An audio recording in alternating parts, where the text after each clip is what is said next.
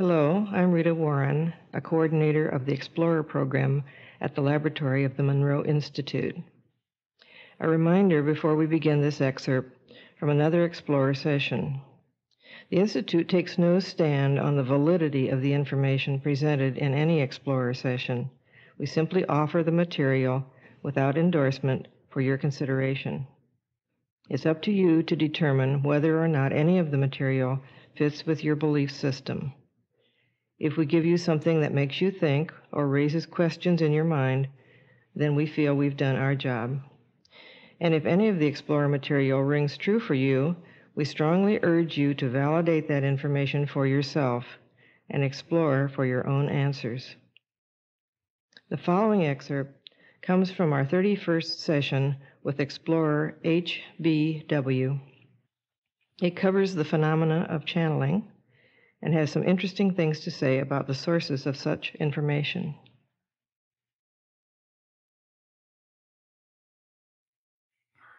We are talking to you today in order to lecture a little bit on the phenomena of channeling. You see, the voice that is speaking right now has not been speaking to you in those terms. You might recognize the quality of the sound, but the source of the voice is very different. Now, channeling does not always mean that there will be sources of information that are somewhat defined, that express certain levels of consciousness.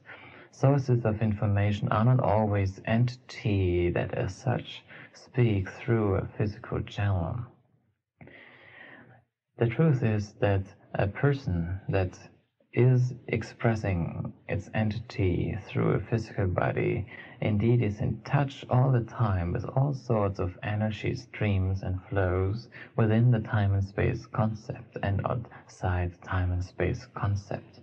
Now, there is a state of mind, so to say, when the physical brain not only is the instrument of the entity itself or of other levels of this entity that do reside somewhat outside of space and time, but there is also a state of mind where the mind as such ceases to exist and only functions as a radio station for energy streams that do occur and are present all the time, all over the place, within space and time and outside space and time.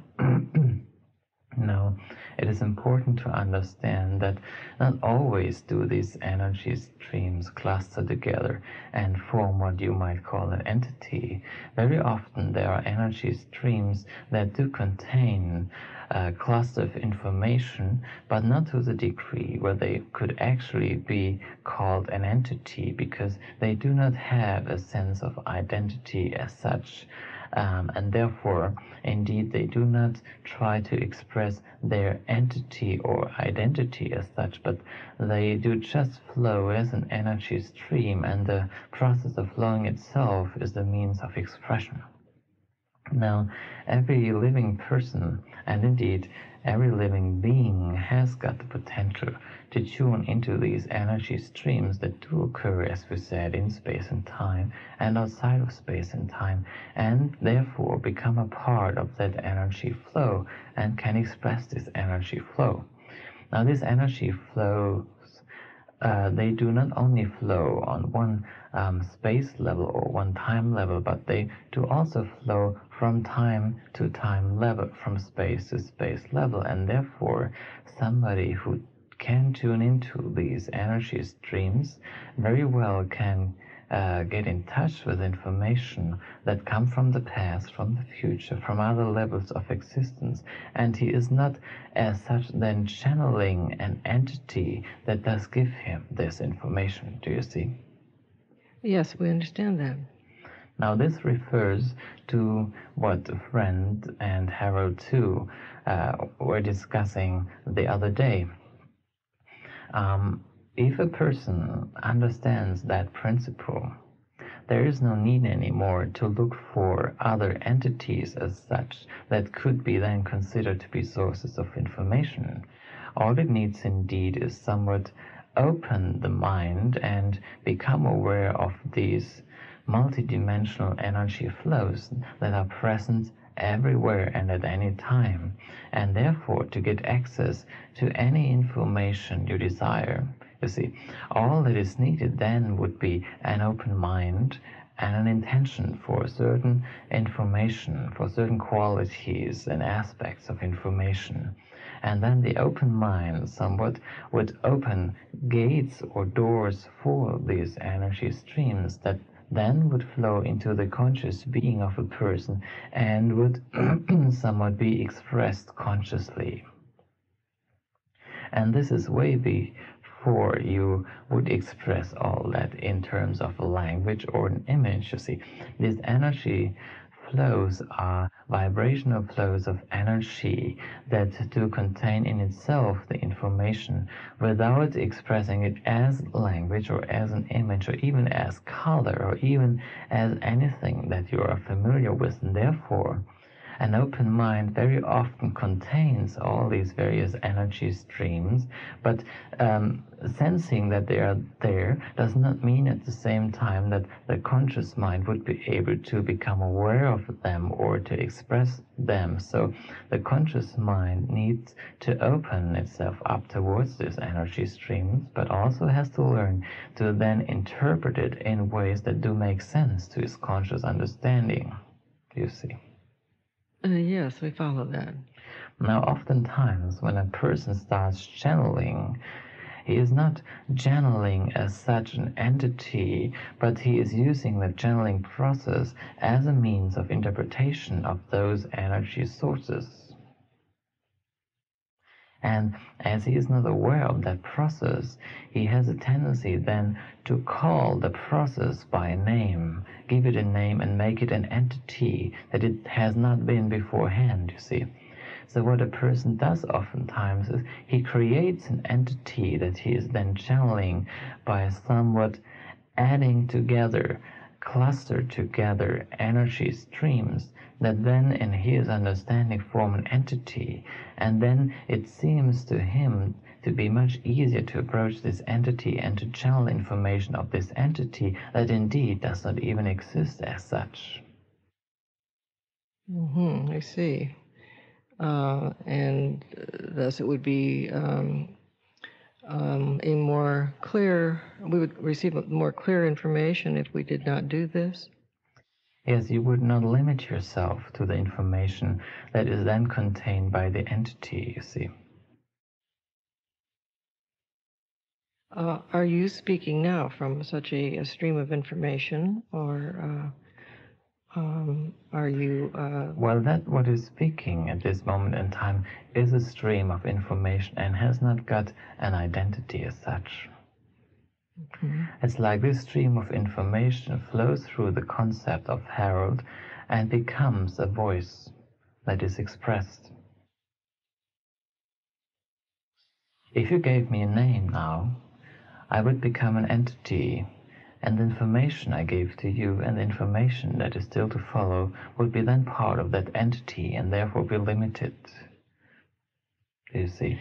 Yes, but even if we don't give a name, we tend still to think in these terms, as you suggested, which is then limits the information we'll receive to that portion that we've named. Is that? This is indeed so. The streams of information then are, would we think of them as containing a certain kind of information? Well, there are unlimited streams of information, and within all of these streams of information there is contained all knowledge there is, you see. Now, in order to gain or to get in touch with a certain quality of knowledge, with a certain aspect of knowledge, all I need to do, as we said before, is open your mind towards that source of knowledge, and it will come to you, not as an entity, but as knowledge, and then will flow through the being of the channel and become information, expressed through voice or movement or whatever, you see. Now, if you want different information, you should not try to refer to the same sorts of information, but just try to open new doors for that new information and allow other sources of information, other streams of energy and information to flow through this just newly opened door and become a voice again, you see. Therefore, the access to information would never ever be limited again. I see. So that even with new explorers, it would be a procedure could be used that would involve simply asking them to find certain kinds of information. Yes. Responses to specific questions. Indeed. You could ask specific questions, or you could ask them to just open up and tell you whatever comes into their mind. Because every explorer will have a natural tendency, as he or she has certain interests in specific topics, to attract energies that somewhat fulfill these intentions, express these intentions, you see. So whenever an explorer is in the booth and opens up, he will attract energy and information that indeed is in accordance to his intention and desires. And this is the reason why so many times when different explorers go into the booth, the information they get seems to be so different, of big variety and somewhat conflicting with each other, because all these people attract that information that somewhat is backing up their belief structure and their intention, you see. Now, knowing this, you do know that all information they do receive is indeed true, relatively speaking, you see. Now, in order to get what you understand as objective knowledge, you have to open up more and more doors within each explorer, and there will be a state when the original intention has been expressed, and then somewhat a neutral stage of opening will occur. And then indeed you will find information that might not be as colored anymore when it flows through these individuals, do you see?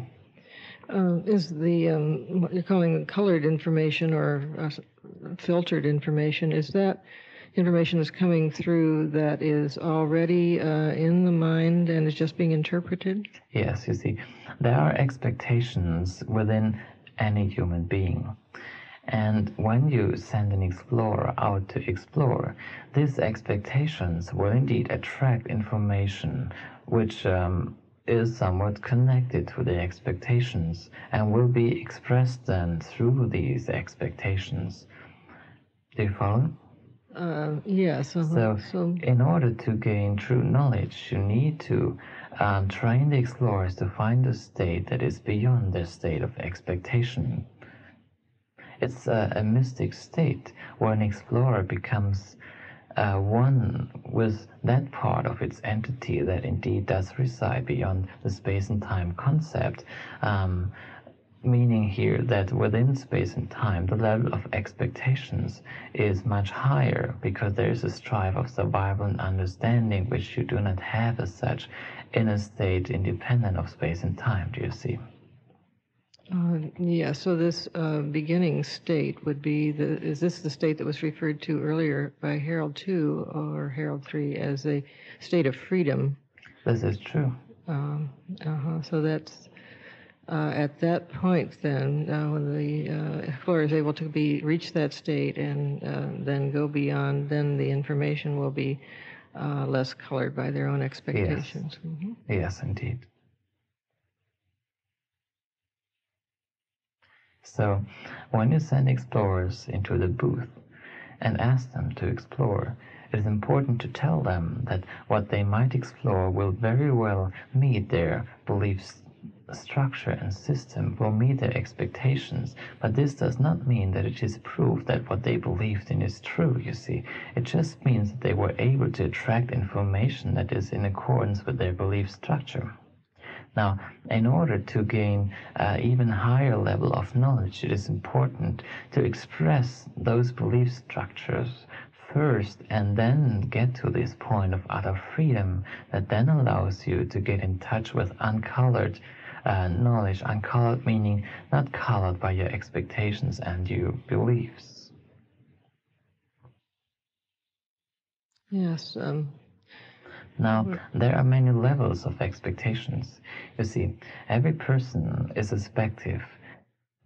Now, being aspective means that a personality does have many different aspects, and all these aspects do indeed hold beliefs, expectations. So that all these beliefs and expectations might at any given time be expressed, and therefore you will find that an explorer that goes into the booth on a regular basis might, over a period of a year maybe, have very different experiences, being the reason for this being that the different experiences and information are attracted by the different aspects of this person. And only when all these aspects have been expressed in a certain way at one time quality, only then they get access to somewhat what you might call a neutral information. Neutral meaning that the information somewhat is independent of their expectations. The expectations and the belief structure are still needed as an energy pattern to express the information, but the information itself will be delivered in a much more objective way, you see. Yes. So that it's not only important for us to know ourselves as monitors and as people in the lab, but also for the explorer to know themselves, that they should not get, let's say, attached to the information that's brought in. This is in very early important. Stages. Mm-hmm. This is very important indeed. You see, and the explorer and the monitor have to understand that all the information that will come forward is true, but it might be aspective. You see? Yes, that's hard for us always to understand that the aspective can also be true. It is true.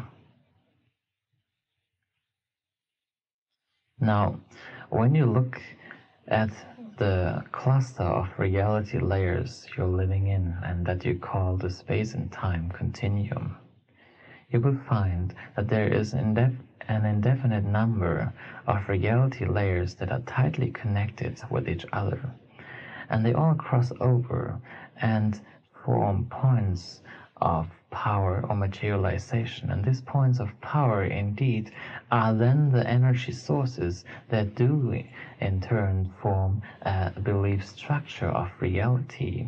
Now, these clusters of reality and these cross points of reality streams then in turn attract entities that do somewhat melt into these points of power of reality patterns and become part of it, and therefore they do experience only those clusters of points of powers, you see. Now, when they perceive reality, what they do perceive is that specific cross point where many levels of reality to cross, you see, and it becomes real for them. Now, they could follow the streams of energy before they go through these cross points, follow back these streams of energy, and meet another cross point of reality, and therefore the reality somewhat seems to change, you see. They can keep on doing this, and the more they do this, the more expanded will become their awareness, the more their conscious mind will be growing.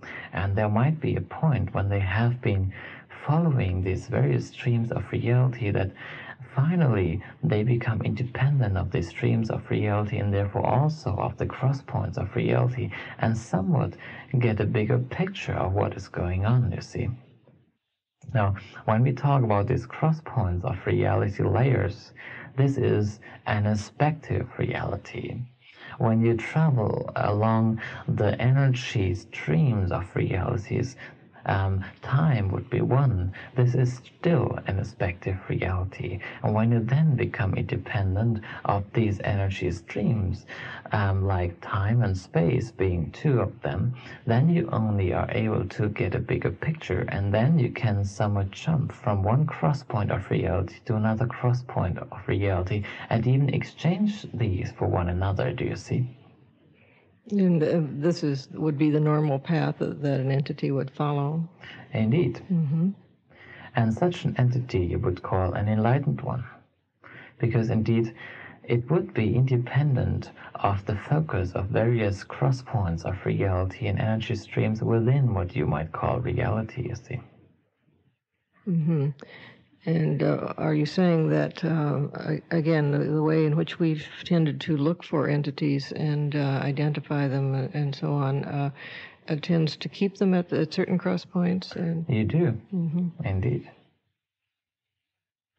And again, as we said, what they then would describe as reality would indeed be true, but it's subjective. Yes, I see what you're saying there.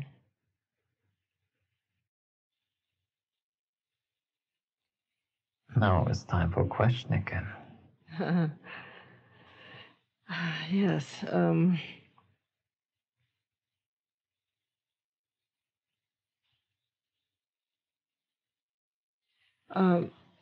As we begin working with a new explorer, some of our explorers have seemed to have great difficulty letting the energy begin to move at all. Do you have some suggestions for those situations? Well, what it needs is encouragement again and again. Like when an explorer is in the booth and he is not experiencing a thing, then you should try to make him experience and not just let him lay there in silence, you see. Because when he lays there, he starts to wonder, do I experience something? Am I an explorer? Maybe these people out there get bored, nothing is happening, the tones still seem to be the same. Maybe I should never have gone into the booth. You know, all these thoughts come across his mind. Yes, we've heard all of those, yes. Now, it is important that you stop the explorer from getting close to those concepts by asking him to do certain exercises, by moving the arms, the hands, the toes, get him involved in what was going on into the booth, and then he will feel after the session that he has gained something, you know. He might not be sure to what it might lead to finally, but this is not important. Important is that when an explorer leaves the booth, that he has the feeling something has happened. He has done and gained something, you see. Now, indeed, in order to get the energies flowing, you can have very different approaches. You can somewhat trick the explorer by telling him to do certain physical exercises and to observe. And when he has certain observations, then tell him that this is all right, this is what he should have expected, you see. And indeed, whatever he will realize and learn from each session will be something that takes him away from its usual track of reality, you see. It does not matter what path an explorer takes. As long as he leaves his normal track of reality, it's fine, because then he opens up towards new ideas. It's only when he gets stuck in his old ideas that he has a hard time to explore, you see. Therefore, it is important when an explorer says, I feel like this, that you focus on it and encourage him to see more, to explore more in that respect, you see, and as you indeed do and try to do. Mm-hmm. So that even if the explorer is focusing on body sensations, this is still... this is all right. Okay, to encourage. Right. If an explorer says, I don't feel a thing, it's silent here, you just say, great, explore the silence, it's great, this is what you should expect, you know. And he becomes confident and listens into the silence, and then might indeed hear something that is beyond silence. Mm-hmm. Whatever is experienced should become a tool. And you see, as there are individuals, everybody is individual and different, they will have different ways to start their exploration. And it's important to encourage those. At this point, flip the cassette to the other side for the balance of this session. Now, we often recently are getting new explorers who already have some sense of guidance and often have names for their guides and so on. Is this a pattern that we might want to disrupt? Well, what you could do is tell these explorers that their source of guidance is fine for the time being, but that they should always be open for other sources, and indeed that they are surrounded by an indefinite number of other sources of information, as indeed is the case with Harold. You see, Harold 2 and Harold 3 are levels of consciousness of, as you might say, a very high quality, and indeed it might be worthwhile to focus on these levels of being, of existence, and yet at the very same time there are many other sources of information that might be just as interesting. Do you think at all in terms of levels of sources of information, or levels of entities, hierarchies of entities? Well, there are definitely levels and clusters of information and entity, but there is no hierarchy as such. You see, you could not say really that the information of source 1 is of a higher quality as the information of source 4, whatever the source might be called. But you could say that there will be a distinct difference of information.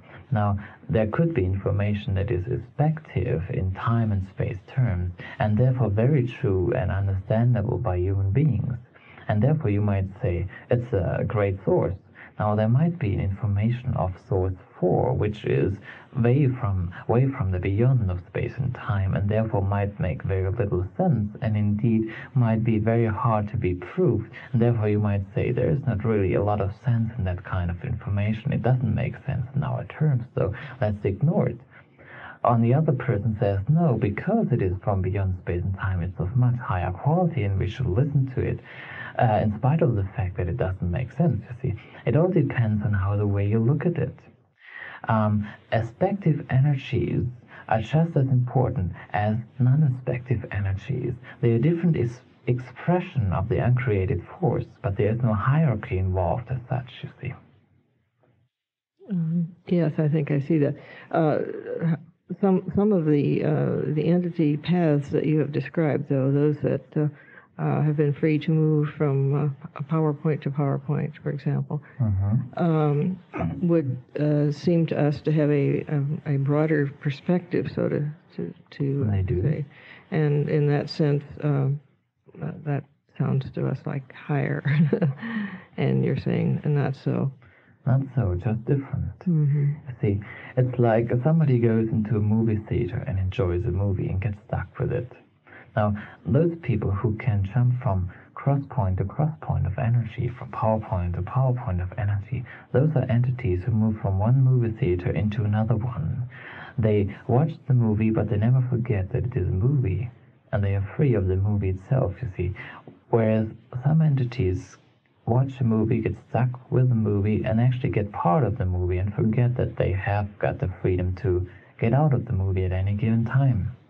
Now, you couldn't say that those people do experience reality in a somewhat lower or inferior way. You see, they just experience reality in a different way. The perspective of reality is very different.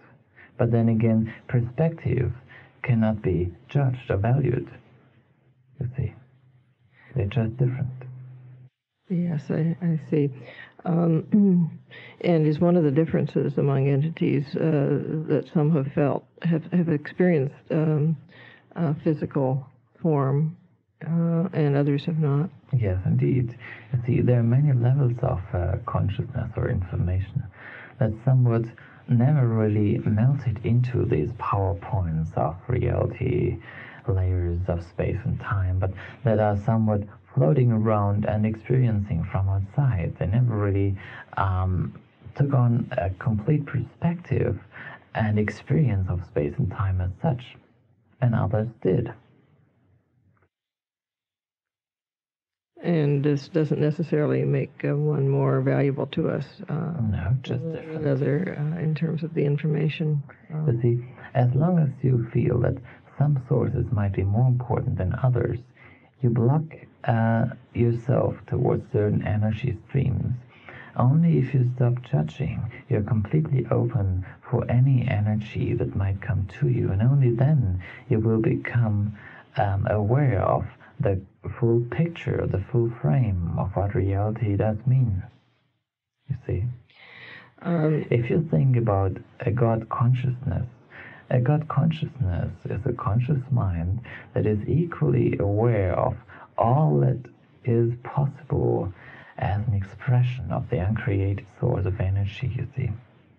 And only if you have got this unlimited awareness of all that is possible, and there's no limit to what is possible, only then you start to enter a state of divine consciousness. Do you see? Yes, that's such an appealing idea to us. One difficulty that we have faced in the laboratory from the beginning is the need to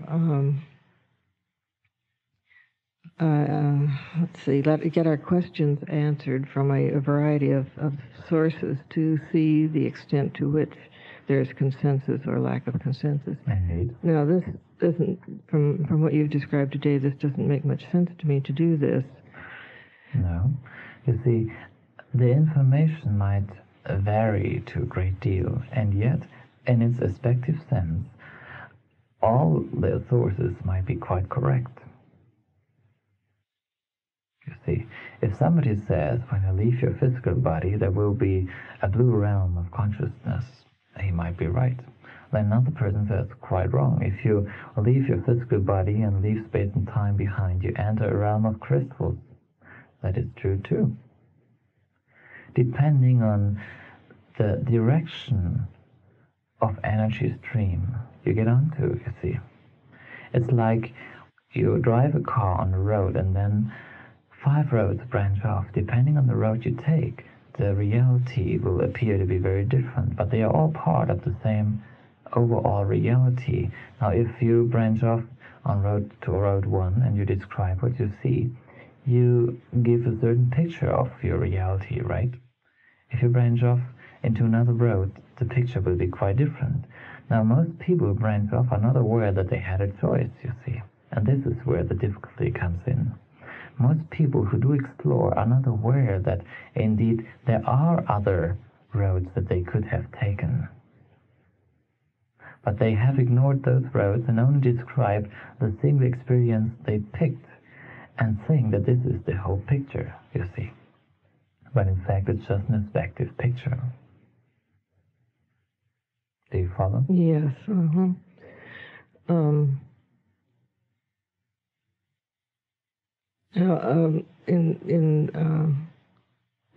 One thing we, of course, wish to do is to move beyond the aspective. We're not discounting the value of that, but to experience a moving beyond that to a more direct view of the uncreated energies, I guess. Well, you shouldn't really. You see, when you explore the various roads of aspectiveness, you will get a very full and clear picture of what aspective dimensions do mean. And you should also, as you said, go into the beyond, into a realm where there is no such thing as aspectiveness, and get a clear picture of what that means. But indeed, only those experiences will give you the whole picture. Do you follow? I see. Mm-hmm. And indeed, this is one of the reasons that you came here in the first place. Because you did want to get a full picture, and therefore you did want to become part of the aspective dimensions. Follow? Yes, and it's that we don't want to get too locked into them, I guess. You cannot become locked in, dear friend. Well, perhaps over-identified with particular aspective forms is the... As hard as you try to identify with certain aspective qualities, there will be a time when you get removed from those qualities. This is the time of change, or the time of death, you see. Death meaning the other time of change. So there is not a chance that you might get stuck for any long period of time to use your language. I see. So that the aspects by definition would change at the ending of a physical form, They for do. example. They do. And you see, another aspect of this reality is that indeed you do live simultaneously in many ways in this dimension of space and time. And while we do talk here to each other, you indeed do live in many hundreds of other respective lifetimes, and there is a connection between those lifetimes and this lifetime here. And your psyche indeed is not just focusing on this conversation that goes on. In fact, this is the smallest part of your psyche that is focusing.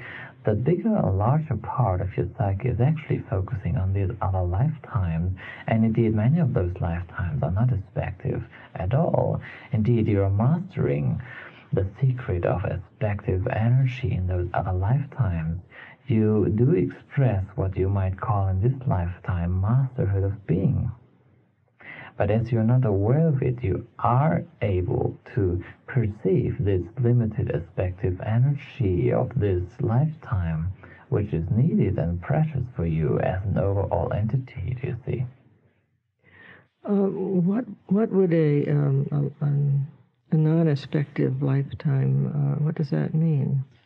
A non-aspective lifetime does mean to you that you are free of attachment to aspective qualities of time and space.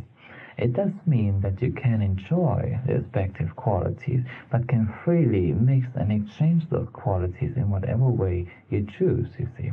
It does mean that if you get fed up with the stream of time, you just jump in time backwards or forward, or stretch time or reduce time, or even exchange the particles of time in whatever way you like. Physically, this would mean that a master of time and space would be able to apparently go beyond the physical laws of this reality and indeed materialize and dematerialize, bring things into existence that have not been here before in this reality level. But what you actually do is you master the time and you somewhat freely jump from one level of life, of physical life, to another level. But it is not experienced as such by the observer, you see. Now, as we said, there are lifetimes of yourself where you are just doing that, you see. And you couldn't care less about the aspectivity of life, because this is something which is of no concern to you in those lives. But it very well is in this one. So the lifetimes you're talking about there are where particular individuals have no concern for the aspects, but where others living in that same time and space may have. Indeed. I see. And is there a state in which all the energies present are living non-aspective lives? There is indeed, and this stage is happening now, you see, but not obvious to your perspective. See, where we are, there is also a level of physical reality where aspectiveness is not experienced as such, and yet it is going on at this moment in time. And that does mean, you see, if you open up your mind and your psyche, you can get in touch with this existence of non-aspectiveness and indeed become a part of it. And that, in turn, might help you to become less aspective in this life if you choose to do so.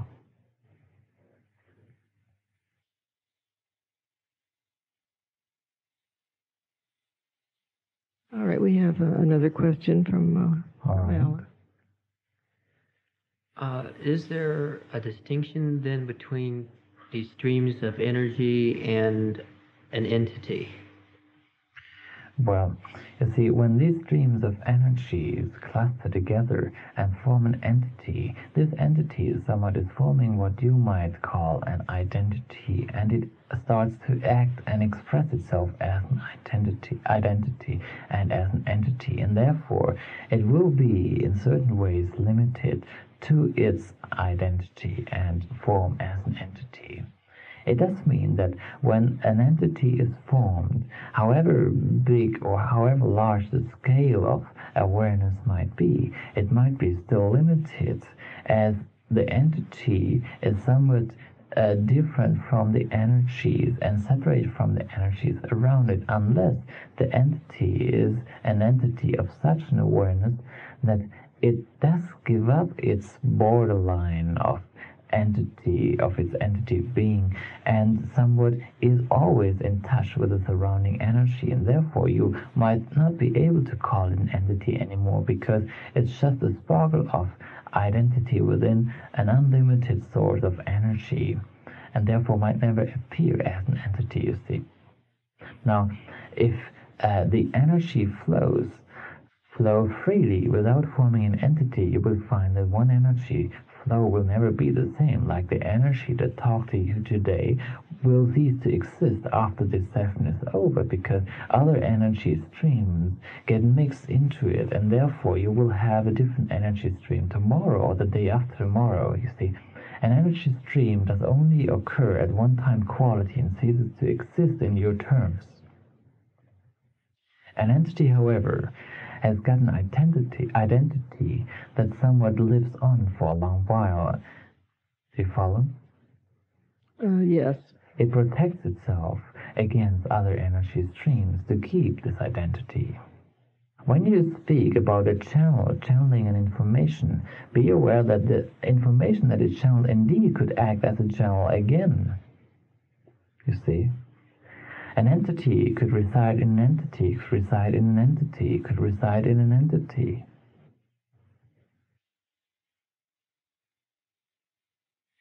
We thank you very much for this information, and we think it's time to begin closing this session.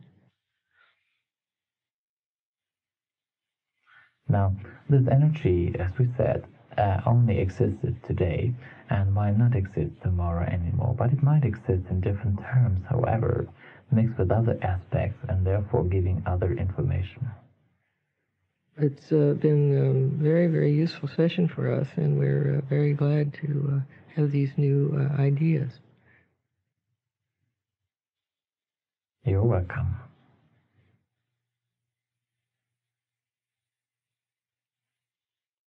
So there you have another session from our Explorer Files. This session presented us with a different perspective on the nature of the source of information than we have received in the many hundreds of hours of communicating with the non-physical energy in the laboratory. Like most of the Explorer material, it provides much to ponder. With channeling and other forms of contact and exploration with the non-physical realm becoming increasingly widespread, it does seem important to us at the Institute that people use such information not as a final word, but rather as a starting point for individual growth and exploration.